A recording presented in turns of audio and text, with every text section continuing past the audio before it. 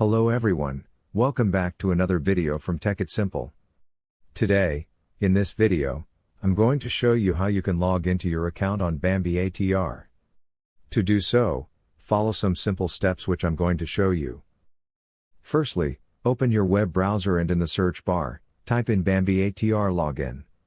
As the search result, you can see in the first option, the website of Bambee.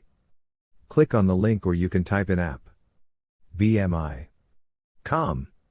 Over here, you can see the login portal of Bambee. Enter your email address of the account to log in. Once you do that, in the password section, enter your password.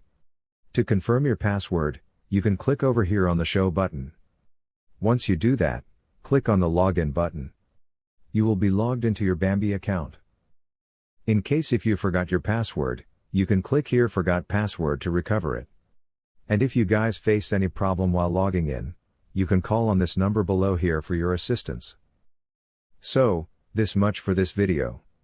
If you find our video helpful, please leave a like and please do not forget to subscribe to our YouTube channel. Also, hit the bell icon for the latest videos and drop a comment for reviews and more content like this. I will see you guys again in our next video. Thank you for watching.